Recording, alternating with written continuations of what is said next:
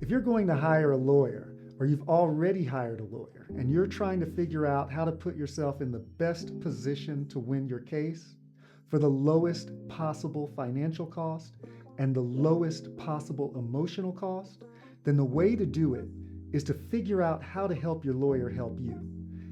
And this is the video to help you do that. I'm Damon Moore. Let me start with a hard truth that a lot of people don't want to hear. Hiring a good lawyer does not guarantee a good outcome. Sure, you're better off having a good lawyer, but guess what?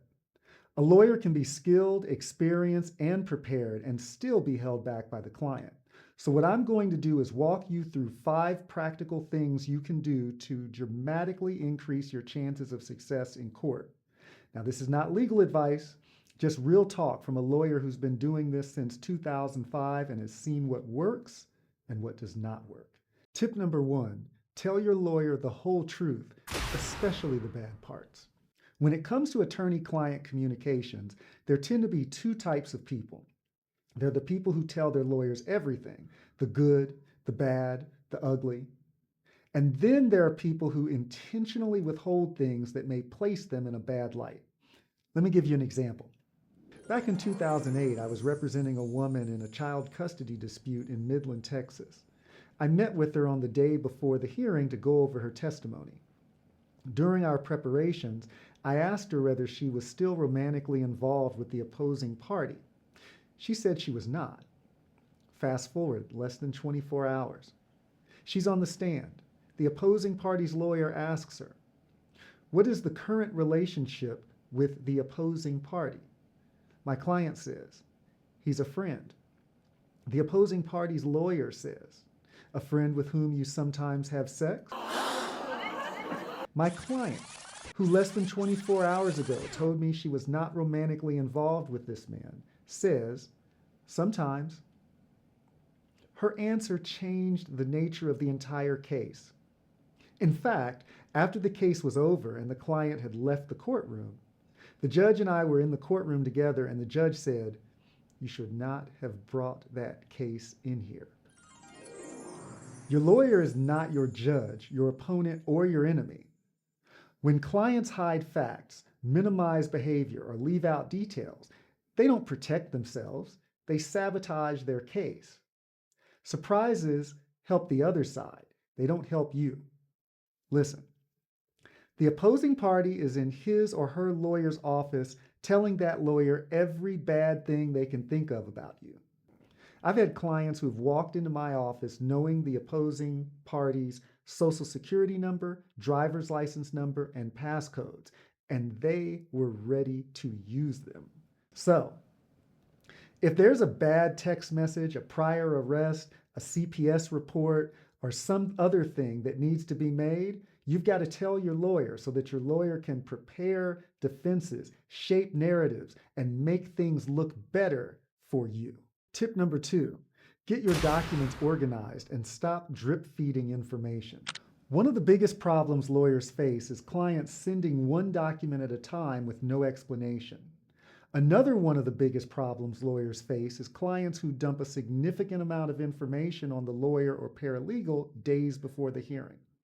This is a big problem because a lot of courts have rules about when you're supposed to submit evidence.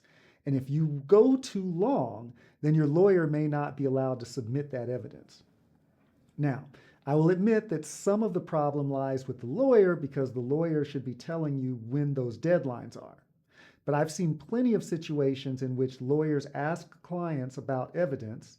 The client says he or she has given the lawyer everything, and then the client remembers something at the last minute. That's not good. Here's what helps. Documents in chronological order, clear file names, one organized submission, a short explanation for why it matters, and as much advance notice as possible. Judges hate last-minute evidence. Lawyers hate last-minute evidence. Organization increases your chances of success. Tip number 3, follow your lawyer's advice or ask before ignoring it. If you hire a lawyer for experience, but ignore the advice, you're undermining your own case.